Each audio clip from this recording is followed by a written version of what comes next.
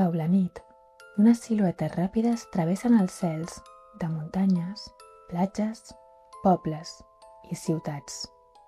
Durant segles, els humans els hem retratat com herals de la mort, aliats del diable i de les bruixes i bevedors de sang. D'acord, això últim no és del tot fals, però només 3 espècies de les més de 1.000 que viuen al món s'alimenten de sang. La resta, la majoria s'alimenten d'insectes, però n'hi ha que basen la seva dieta en fruites, llavors, nèctar, pol·len, petits vertebrats terrestres, ocells i peixos.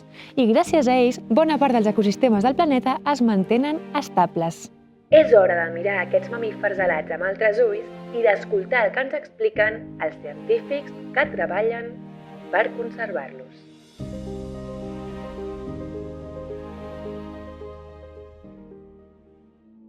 Quan vam plantejar la recerca dels ratpenats dins el projecte Vessants de la Noguera, vam contactar el grup de ratpenats del Museu de Granollers per la seva expertesa. Han vingut un dia per fer-nos una formació d'explicar com fan el seguiment dels ratpenats dins les coves. Els ratpenats són animals que sempre han sigut molt difícils d'estudiar. Això és perquè són nocturns, moltes espècies són crítiques i tenen costums que durant el dia són molt difícils de detectar.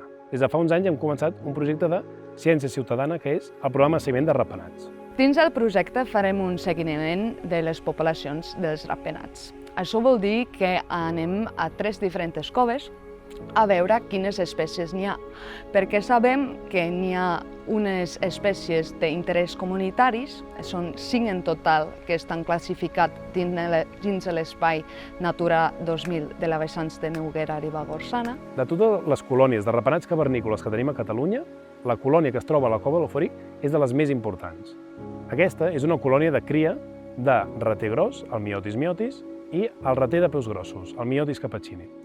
Aquestes 2 espècies són molt rares a Catalunya, tenim molt poques colònies de cria localitzades i a la Cova d'Alforic és de les més grans, hi ha milers d'individus.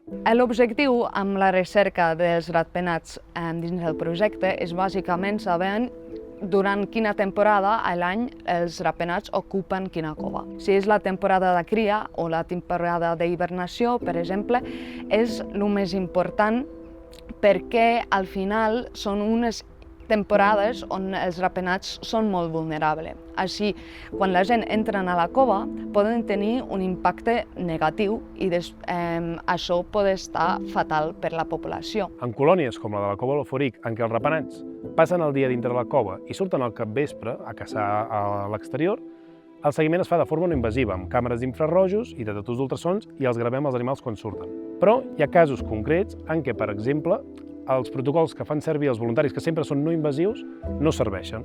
Com per exemple aquí, que estem en unes mines on hi ha colònies d'aparellament de ratpenats.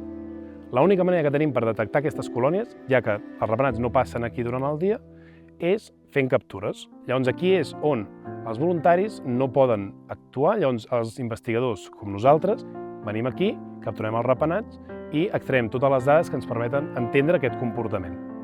En aquestes mines, alguna de les espècies que han caigut altres anys ha sigut el rater mitjà, parent del rater gros que es troba a la Cova de l'Alforic, el rater d'aigua, el Myotis del Guantoni, el ratpenat de bosc, que és la barbastela, les 2 espècies d'orelluts, el gris i el daurat, i les 3 espècies de ratpenats de ferradura. Aquest pertany a la família de rhinolophids. Podem saber quin és dins dels 3 que podem trobar a Catalunya segons la forma de la cella. La cella era això que dèiem aquí, que si la veus així de perfil, pots veure que fa com 2 pics, més o menys, no? És una estructura que els serveix per a l'hora de colocalitzar, rebre més informació. En aquest cas és la ferradura gran. Per lo que es diu ratpenat de ferradura és perquè si el veiem així com de frente, podem veure que sota la cella aquesta fa la forma d'una ferradura. El seguiment que està duent a terme Fundació Trenca és de vital importància per saber, per exemple, quan arriba la colònia a criar, quin és el màxim nombre d'individus, quan marxa la colònia i també, al llarg dels anys, veure com la població d'aquests animals de la Cova de l'Alforic va canviant. Amb aquestes dades d'un seguiment durant un any, sabem quan estan a la cova i quan seria el moment òptim per exemple, restringir l'accés a la cova i així conservar la població.